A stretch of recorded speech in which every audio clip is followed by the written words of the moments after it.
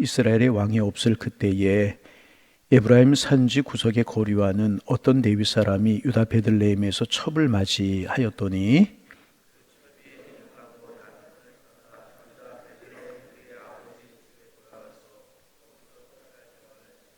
그의 남편이 그 여자에게 다정하게 말하고 그를 데려오고자 하여 하인 한 사람과 나귀 2마리를 데리고 그에게로 가매 여자가 그를 인도하여 아버지의 집에 들어가니 그 여자의 아버지가 그를 보고 기뻐하니라.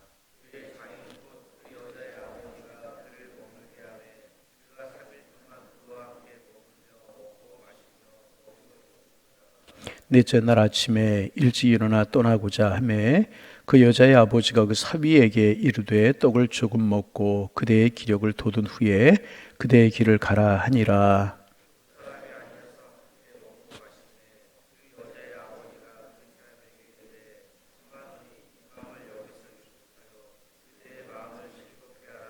그 사람이 일어나서 가고자 하되 그의 장인의 간청으로 거기서 다시 유숙하더니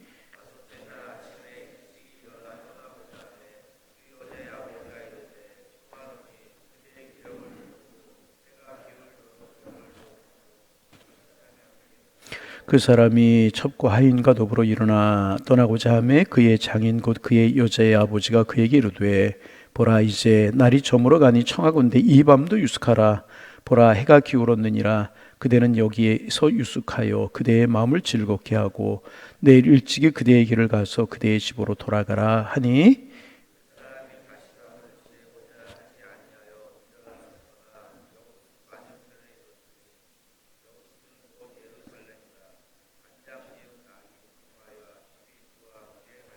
아멘.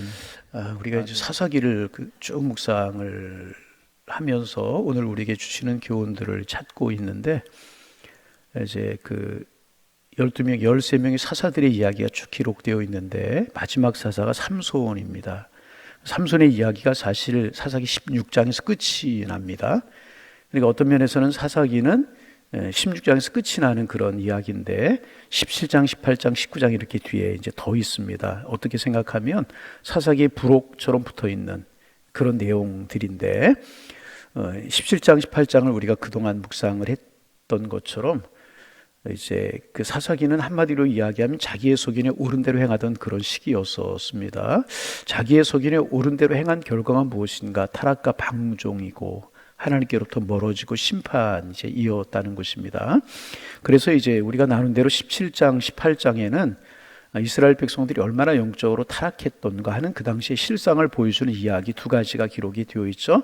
미가의 집 사건 이야기, 우리가 새벽에 이제 나눠서 알겠지만 못 나오셨던 분들을 위해서 조금 더 이야기하면 미가라고 하는 집이 있었는데 어머니가 돈을 잊어버렸어요. 그래서 저주를 퍼붓는 겁니다. 근데 그 돈을 누가 가져갔느냐? 아들이 가져갔어요. 미가가. 그러니까 미가가 어머니가 퍼붓는 저주가 두려워서 어머니에게 도로 돈을 내려놓습니다. 그랬더니 어머니가 어떻게 하냐면 그 돈을 가지고 이제 다시 잃어버렸고 찾았고 저주했던 것들, 아들이 죄 지은 것들, 이것을 하나님 앞에 회개하고 속죄제를 드리고 그랬으면 괜찮은데 그렇지 않고 그것을 가지고 우상을 드라빔을 만들어요. 그리고 집안에다 신당을 만들어 놓고 한 아들을 택해가지고 그 신당을 섬기게 만듭니다. 여러분, 하나님을 섬기는 사람들이 우상을 만들고 신당을 만들어 놓고 섬기게 하고 얼마나 영적으로 타락한 모습입니까? 그런데 더 마음이 아픈 것은 레위인이 이제 제사장 역할을 해야 되는데 레위이 아니고 자기의 아들이 하는 것이 마음이 아팠었는데 가만히 보니까 떠돌아다니는 유대인이 이게 레위인이 있는 거예요. 그 당시 사람들이 하나님의 성전을 찾지 않고 하나님 앞에 예배하는 일을 멀리하고 기도하는 일을 멀리하고 그러니까 성전에 하나님의 사람들이 찾지를 않으니까 제사장들이 성전에 드려지는 제물을 가지고 살아가야 돼 살 수가 없는 거예요. 떠돌아다니는 거예요. 그 사람을 만나서 우리 옷 한 벌을 주고 우리로 말하면 보수를 주고 연복을 이만큼 줄 테니까 우리 집에서 우상을 섬겨라. 그랬더니 또 이 레위인이 그 미가의 집에서 우상을 섬기는 거예요. 여러분, 아무리 굶어 죽어도 레위인이 우상을 섬길 수 있는 것입니까? 하나님을 섬기는 사람이 불상을 섬길 수 있는 것입니까? 아니잖아요. 이 당시 얼마나 영적으로 타락했던가라고 하는 사실을 단적으로 보여주는 사건이 미가 집의 사건이었습니다. 그런가 하면 단지파 사람들이 이제 이스라엘 백성들은 가나안 정복을 하고 나서 12지파별로 이제 제비를 뽑아서 유다 지파는 이쪽에 살아라, 뭐 이제 그 시몬 지파는 여기 살아라, 그렇게 기업을 분배를 하는데, 단지파 사람들이 분배받은 땅이 어디냐 하면 이제 그 지중해 해변에 있는 연안 그쪽 도시였었습니다. 거기에는 블레셋 사람들이 살고 있었습니다. 블레셋 사람들이 일찍부터 철기 문화를 가지고 있고 강한 사람들이었었어요. 그래서 이제 단지파 사람들이 그들을 몰아내지 못하고 자기들의 기업을 차지하지 못하고 있는 거예요. 하나님의 능력을 의지하고 하나님 주신 기업이기 때문에 그들은 우리의 땅이다, 그렇게 이야기하고 그들의 기업으로 삼았으면 되는데 그렇지 못하고 또 돌아다닌 거예요. 그러다가 에브라임 산지에 와서 미가의 집을 만나고 그들 역시 타락해가지고 단지파가 타락해가는, 망해가는 그런 이야기들이 또 18장에 기록되고 있습니다. 이렇게 사사시대 때는요, 영적으로 타락하고 있었다는 거죠. 자기의 소견에 옳은 대로 한 결과가 이렇게 되어가고 있었다는 것입니다. 여러분, 우리는 우리의 소욕이, 우리의 생각이 있어요. 그러나 더 중요한 것은 하나님의 뜻인 것입니다. 하나님이 무엇이라고 말씀하시나, 하나님의 뜻이 어디에 있나, 항상 우리는 여기에 관심을 두고 하나님의 말씀을 따라 살아갈 때 힘든 것 같고 어려운 것 같고 고난인 것 같지만 그것이 축복의 길인 줄로 믿습니다.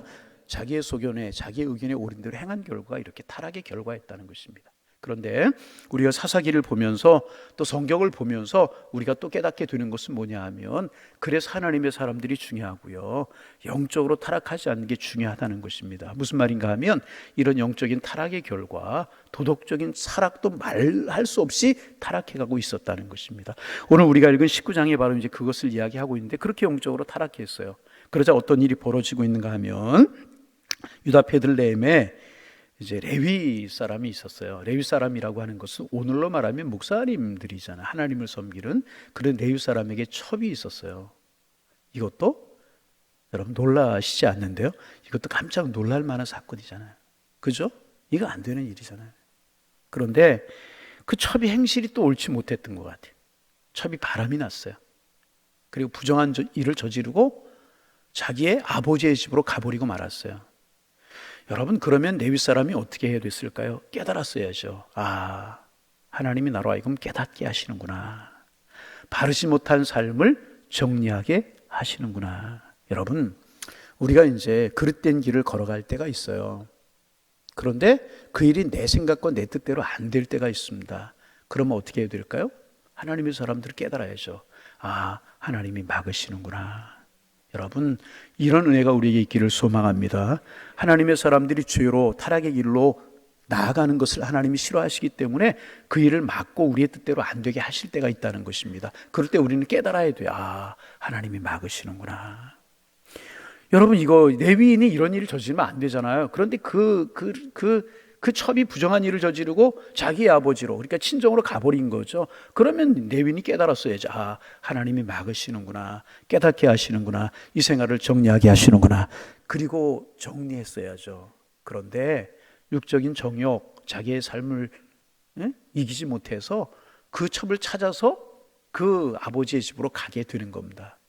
그리고 이제 가서 찾게 됩니다. 그랬더니 오늘 이제 그 3절에 보면, 그의 남편이 그 여자에게 다정하게 말하고, 그 일은 뭐예요? 호되게 하고 끊을 그런 생각을 하지 않고 이 여자를 데리고 다시 살 생각을 그렇게 이제 한 것입니다. 그런데 이제 또 이제 오늘 본문에 보면 그 장인, 그러니까 이제 그 여인의 아버지가 이 레위인을 찾아온 레위인을 굉장히 환대합니다. 술을 주고 밥을 주고 그 집에서 머무르게 이제 합니다. 왜 그랬을까? 지나치게 환대를 합니다. 왜 그랬을까 하는 것입니다. 이것은 사위죠, 찾아온 레위인이 예뻐서 그런 것이 아니고 자기 딸 때문에 그렇게 하는 것입니다. 율법에 의하면 부정한 여인은 어떻게 하게 되어 있어요? 그것이 발각이 되고 누군가 잘못됐다는 것을 지적하게 되면 돌로 쳐 죽여도 죄가 되지 않는 그런 죄였다는 것입니다. 그런데 레위인이 찾았어요. 사위가 찾아왔어요. 자기의 딸이 부정했다는 것을 알아요. 잘못하면 자기의 딸이 죽을 수도 있는 그런 상황이었기 때문에 이 아버지가 레위인을 극진하게 대접하는 거예요. 술을 주고 떡을 주고 이제 그렇게 하는 겁니다. 그리고 나서 계속해서 이제 그 집에 머물게 하는 거예요. 오늘 본문에 보면 하루 머물라, 저녁이 되면 아침에 가라, 아침이 되면 저녁에 가라, 그러면서 며칠을 머물게 하는 거예요.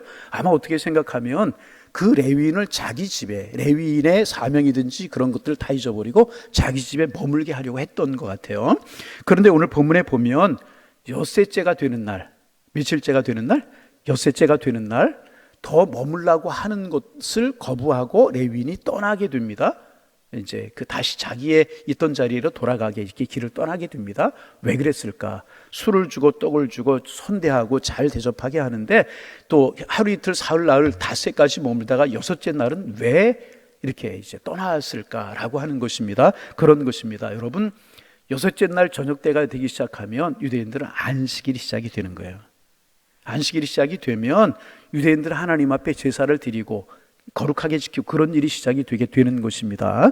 마치 이제 그 목사인 제가 이제 목사님들이 이제 선교라든지 여러 가지 일 때문에 출타를 했다가도 가급적 금요일 날 오후나 토요일 날 돌아오려고 하는 이유는 뭐냐 하면 주일을 준비해서 주일 하나님 앞에 예배하는 일을 해야 되기 때문에 사명이 있기 때문에 맡은 직분이 있기 때문에 이제 돌아와야 되는 것처럼 이제 안식일이 다가오는 거예요. 그러니까 자기의 직분은 자기의 직임은 알았다는 것입니다. 그래서 돌아오게 되는 거예요. 여러분, 이것을 보고 우리가 이제 무엇을 알 수 있는가? 어떻게 생각하면 자기의 직분에 충실한 사람이라고 생각할 수 있지만 철저하게 이 레위는요 이중적인 생활을 하고 있었다는 거예요. 자기의 직분, 레위인의 책임은 하려고 하는 것 같아요. 그런데 뒤로 보면 음탕하고 타락하고 바르지 못한 삶을 살고 철저하게 이중적인 생활을 이 레위인이 하고 있었다는 것입니다. 그러면 여러분, 레위인의 삶이 이 정도였다라고 하면 연관지어서 우리가 생각할 수 있는 것이 있지 않겠습니까? 그것이 무엇인가? 이 당시 백성들의 삶이 어떠했겠는가 하는 것입니다. 이 사사시대가 어떤 때입니까? 이제 모세가 이스라엘 백성들을 출애굽을 하고 광야에 40년 살았어요. 그죠? 그리고 이제 여호수아의 인도로 이스라엘 백성들이 가나안 땅에 들어가서 정복 전쟁을 하게 됩니다. 그리고 이스라엘 백성들이 가나안 땅에 정착을 하게 됐어요. 그리고 왕정시대로 넘어가기 전까지 400년 동안의 기간을 이제 사사시대라고 이야기를 하는데 광야 생활하던 이스라엘 백성들이 이제 가나안 땅에 들어왔어요. 근데 가나안 땅에 아무도 안 살고 있었던 땅이 아니라 가나안 족속들이 여전히 살고 있었다는 것입니다. 그런데 그들은 오래전부터 그 땅에 정착하고 농사를 지으며 살고 있는 거예요. 그런데 자기들은 광야에서 이제 막 들어왔잖아요. 하나님을 믿는 하나님의 백성들임에도 불구하고 광야 생활할 때 얼마나 힘들고 어려웠어요. 하나님이 만나 매출하기 구름기둥과 불기둥으로 인도하셨지만 광야 생활이 정착하는 생활에 비하면 얼마나 힘들었겠습니까? 근데 가나안 땅에 들어와 보니까 그 땅 사람들 하나님을 섬기지 않아요. 이방신들을 섬겨요. 우상을 섬겨요. 그런데 그들을 살아가는 것을 보니까 자기들보다 잘 사는 것처럼 보이거든요.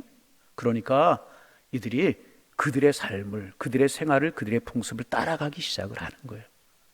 그래서 미가집 사건 같은 경우도 일어나게 되고 우상을 섬기는 일이 일어나게 되고 영적으로 타락하고 영적으로 타락을 하자 이렇게 여러분 이게 있을 수 있는 일입니까? 레위인이 첩을 두고 그 첩이 바람이 났고 찾아가고 레위인이 그 집에 술을 마시고 떡을 먹으면서 머물고 있고 그러나 또 위선적으로 또 자기의 직분은 감당하는 것 같고 이중적인 생활, 이런 일들이 여러분 있을 수 있는 일이냔 말이죠. 이런 일이 왜 벌어지게 되는가?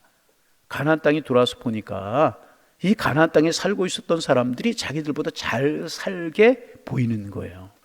하나님을 섬기지 않고 우상을 섬기는데도 그들의 방식대로 살아가는 대로 하나님의 식을 따라 말씀을 따라 살아가는 자기들은 초라해 보이고 그 가나안 족속들은 잘 사는 것처럼 보이니까 그들을 따라가기 시작하고 흉내내기 시작하다 보니까 결 영적으로 무너지고 도덕적으로 무너지고 하나님의 백성인지 아닌지 모르게 이렇게 되어버리고 마는 것이라. 레위인의 삶이 이 정도였으니 여러분, 백성들의 삶은 어떠했겠습니까? 이것이 여러분 사사시대의 실상이었다는 것입니다. 그래서 여러분, 우리가 중요한 이유가 뭐냐 하면, 하나님의 사람들이 중요한 이유가 뭐냐 하면, 영적인 타락은요 반드시 도덕적인 타락을 가져오게 되어 있다는 거예요. 그러면 영적인 타락을 만든 사람들이 누구입니까? 오늘 하나님의 사람들, 우리라는 것입니다. 여러분, 세상이 어떨지라도, 세상 사람들은 어떤 방식으로 살아갈지라도, 무엇 보고 따라가고 어떤 삶을 살아갈지라도 우리 하나님의 사람들은요 하나님의 축복을 사모하고 세상이 주는 축복 사모하지 말고 하나님의 축복을 사모하고 하나님 바라보고 좀 힘들어 보이고 어리석어 보일지라도 하나님께 우리의 모든 것을 걸고 살아가는 것입니다. 그러면 결국은 하나님이 우리를 책임져 주시는 것이라. 이거 참 중요한 것입니다. 그래서 우리가 영적으로 깨어서 영적으로 믿음의 삶을 살아가면 우리가 보루가 되어서 세상이 하나님께로 향하지만 우리 하나님의 사람들이 무너지면 세상은 무너질 수밖에 없다.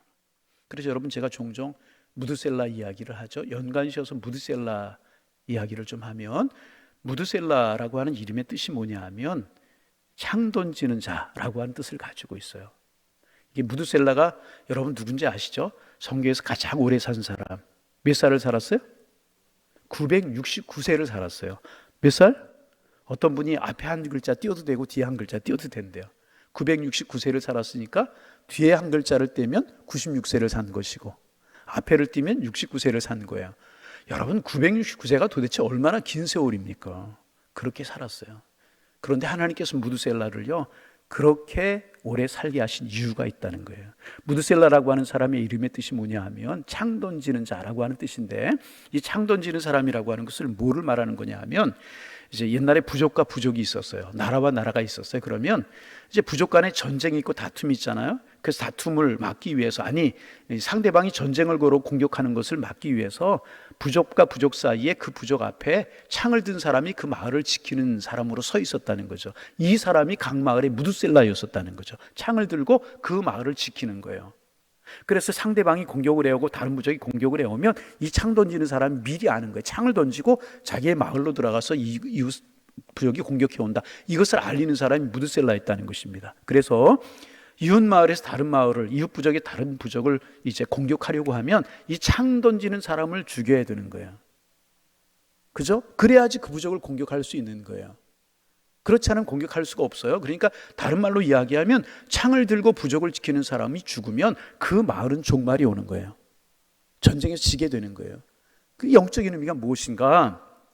하나님께서 무드셀라, 창 던지는 자로 그 세대를 세워주셨다는 거죠. 그러니까 다른 말로 뭔가 무드셀라가 죽게 되면 종말이 오는 거예요. 그래서 여러분, 창세기의 날짜를 계산해, 여러 가지 계산을 해보면 실제로 무드셀라가 죽고 나서 홍수 심판이 임하게 된 것이라는 것입니다. 그러니까 뭐예요? 무드셀라가 멸망을 막고 부족의 어떤 그 멸망을 막듯이 하나님의 심판을 막고 서 있었던 사람이 무드셀라라는 것입니다. 영적으로 보면 오늘을 살아가는 우리 신앙인들이요 영적인 무드셀라인 것이라는 거예요. 세상이 어떨지라도, 사람들은 어떤 방식으로 살아갈지라도 우리는 하나님을 바라보고 살아가야 되고, 세상 사람들 어떤 식으로 살아갈지라도 우리는 하나님의 식대로 살아가야 되는 것이라. 그래서 우리가 영적으로 오늘의 세대를 지켜내면, 영적인 근거를 지켜내면 하나님의 축복은 있게 마련이라는 거예요.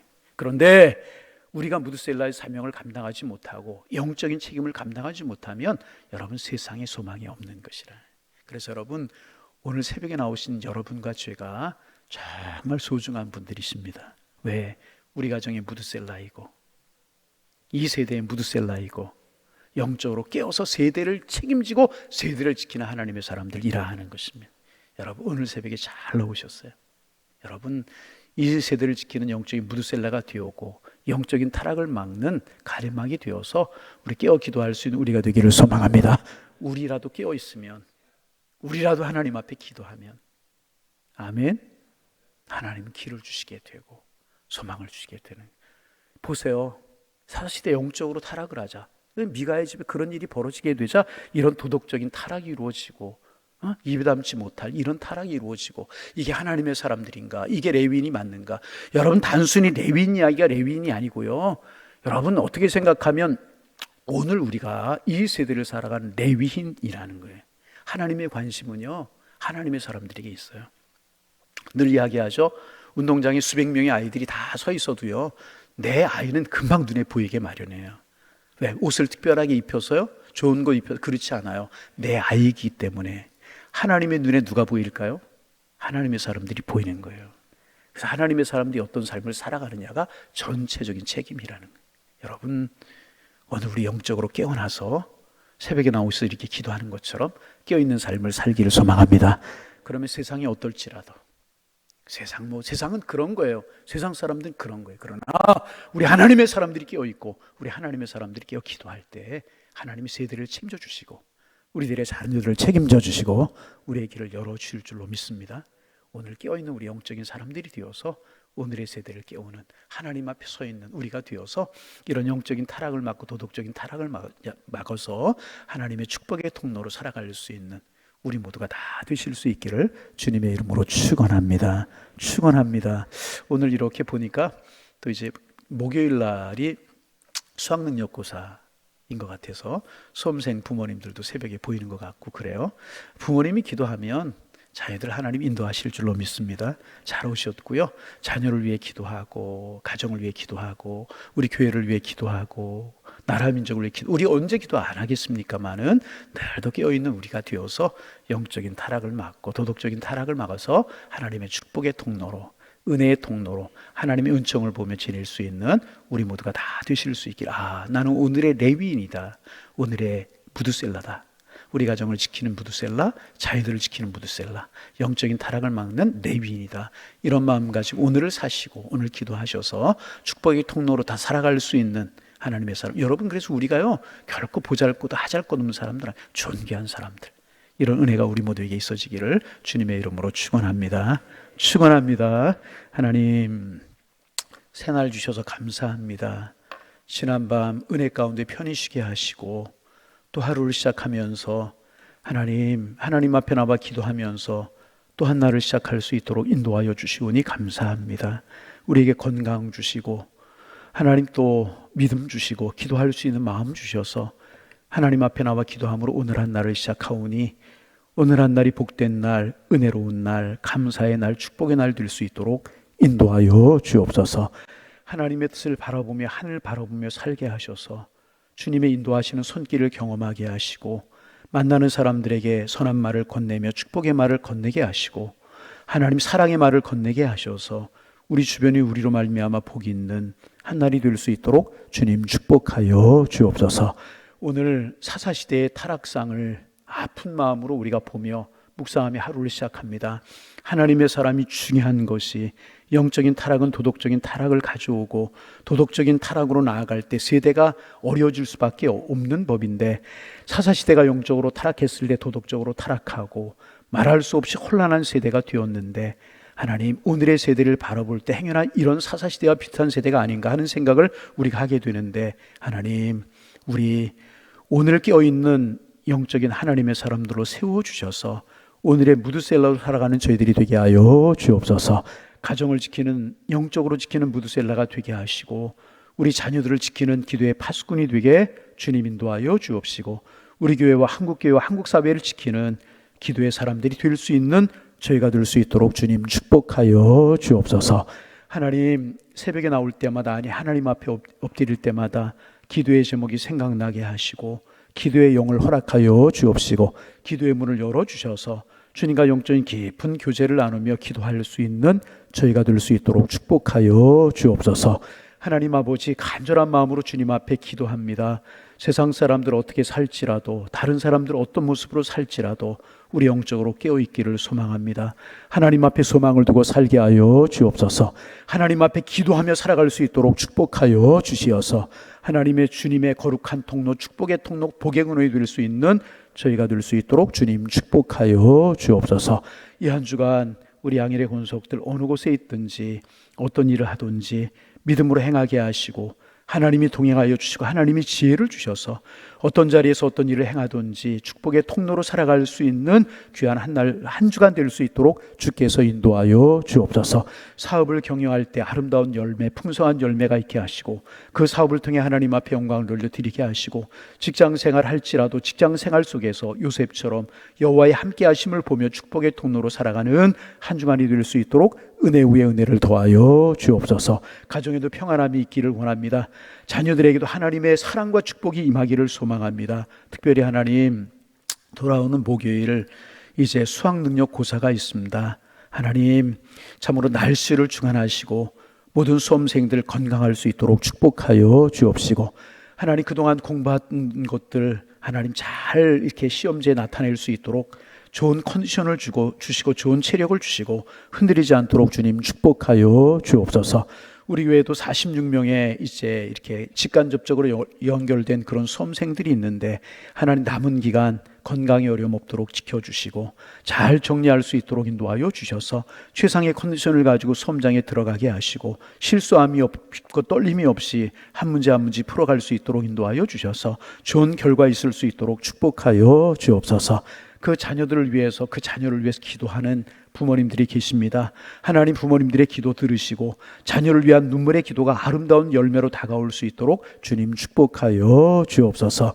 날씨가 많이 쌀쌀해졌습니다. 추운 날씨 가운데 양일재단에 속한 성도님들의 건강을 지켜주시고 하루하루 주와 동행하는 축복의 날들이 될 수 있도록 인도하여 주옵소서.